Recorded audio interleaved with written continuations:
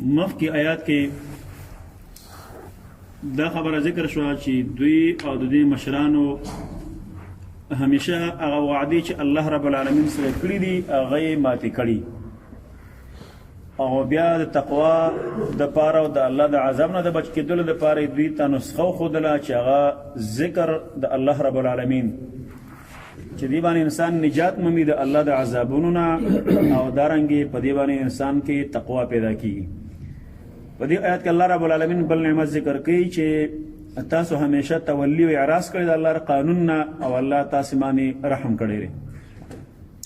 ثم تولیتم بیا وګرځېدلې تاسې من بعد ذلک رسته د دې کارنا ذلک من بعد ذلک رسته رسشنا رسته د دې وعدونه مکه آیات کې ذکر شو کنه واذ اخذنا میثاقکم د دې وعدونه رسته تاسې بیا اعراض کوم خمواړو الله سره معدی وکړي چې الله موږ مستا قانون منو ستاره پیغمبر تابعداري وکاو ستا کتاب باندې به ایمان لرو کله چې الله پیغمبر راولېږي کله چې الله قرآن راولېږي تاسې اعراض وکړي بیا مخونه واړو فلولا فضل الله علیکم ورحمته کنوې فضل د الله په تاسې باندې او رحمت د الله لکنتم من الخاسرین خامخا وې به تاسې تاوان والونا. فضل او رحمت نه مراد څه شی دی؟ فضل د الله تعالی او رحمت د الله تعالی. فضل نه مراد چې دی قرآن او دارنګې رحمت نه مراد چې دی سنت د رسول صلی الله علیه وسلم یا فضل نه مراد چې دی اسلام دی او رحمت نه مراد قرآن کریم دی. نو کنه فضل د الله تعالی چې اسلام دی دین اسلام دی یعنی تاسې دین اسلام کې نه شامل کړي ورحمته دارنګې قرآن الله نه ویرا لګلې لکنتم من الخاسرین تاسې به تاوان والو نه وئ. یا فضل نه مراد چې توبه را د توبې قبلول دي او دارنګې رحمت نه مراد چې د ګناهونو بخل دي. نو کنه فضل د الله تعالی چې توبې ستاسې قبولې کې او رحمت د الله تعالی چې ګناهونه ستاسې معاف کو که دا کار الله نه وی کړی لکنتم من الخاسرین تاسو به تاوان والو نه وئ. او یا فضل نه مراد چې د زمانه د رسول صلی الله علیه وسلم دا د رسول اسلام را لېږلي په نبوت باندې رحمت داغه زمانه موندل ان تاسې نبی اسلام الله تاسو ته راولېږه دارنګې تاسې هغې باندې ایمان راوړو نو صحابه شوئ ستاسې درجات الله اوچت کړ. که دا کار الله نه وی کړی لکنتم من الخاسرین تاسې به تاوان والو نه وئ.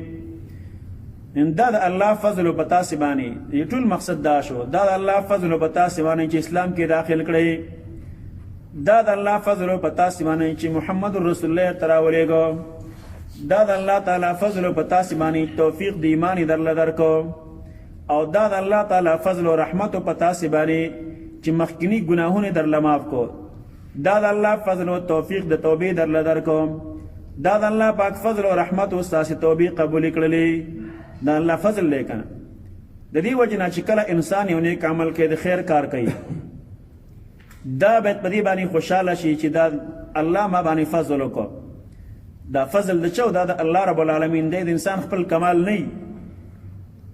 جماعت ته سړی جمع لازم مقصد په یو علاقه کې په کور کې ډېر زیات خلک اوسېږي مثلا په یو کور کې ډېر ځوانان شپږ اته ځوانان وي دارنګې په محلو کوڅه کې ډېر کورونه والی په شمار کسان جماعت ته راځي دې خلک باندې خاص د الله فضل خپل کور له دعوت دارنګې توفیق د لمانځه ولا ورکوي په جمع سره دا د الله فضل دی که نه. نو هر چا باندې الله خپل فضل او خپل رحم نه کوي خاص کسانی.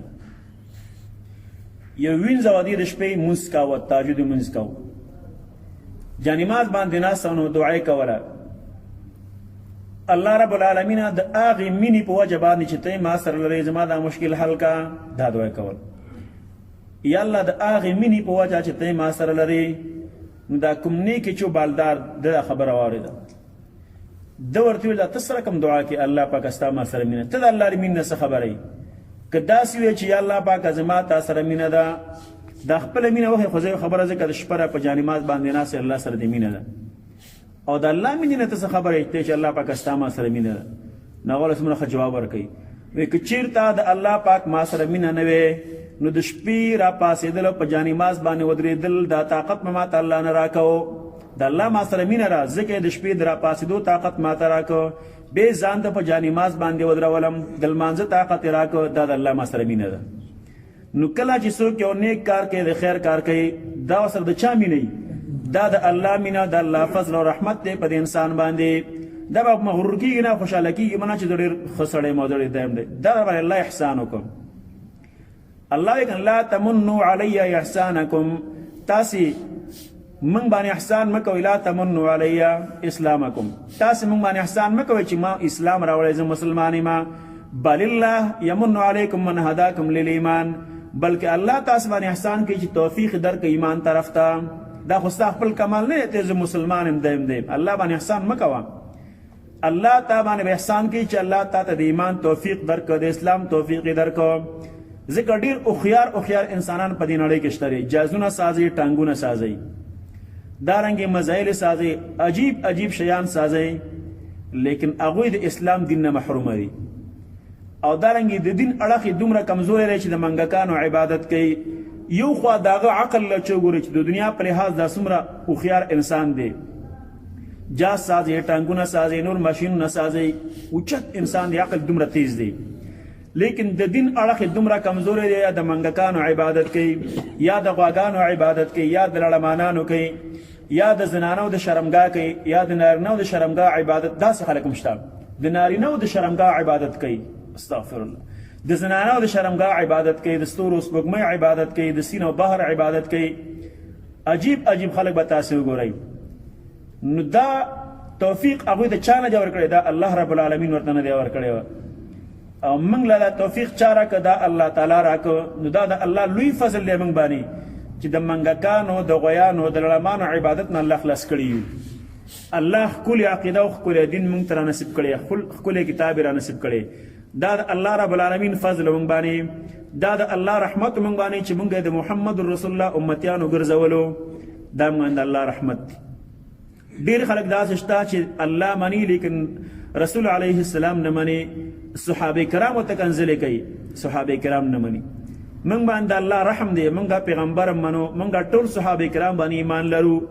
زموږ دا عقیده را چې صحابه کرامو یو رکعت نفل پسې موږ نشو رسېدلی، د هغوی د قدم خاورې پسې موږ رسېدی نه شو. هغه غوره انسانان دي، غوره، هغوی پسې موږ رسېدی نه شو. او هغه زموږ امامان و، هغه زموږ پیشوایان و، دا زموږ عقیده ده.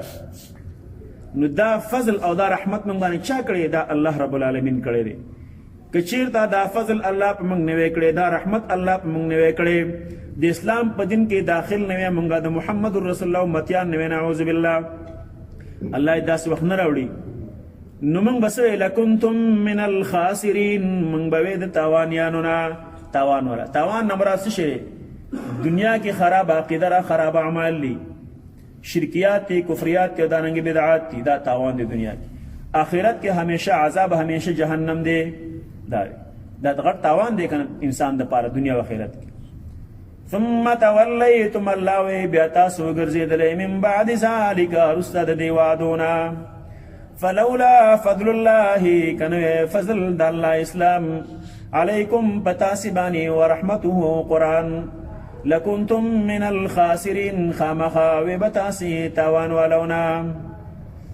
ثم تولیتم، بیا مخواړه و تاسې وګرځېدلئ تاسې، من بعد ذلک، وروسته د دې وعدونه. فلولا فضل الله علیکم، کنه فضل د الله په تاسې باندې، ورحمته، رحمت د الله تعالی، لکنتم من الخاسرین، خامخا و بتاسی تاوان ولونا.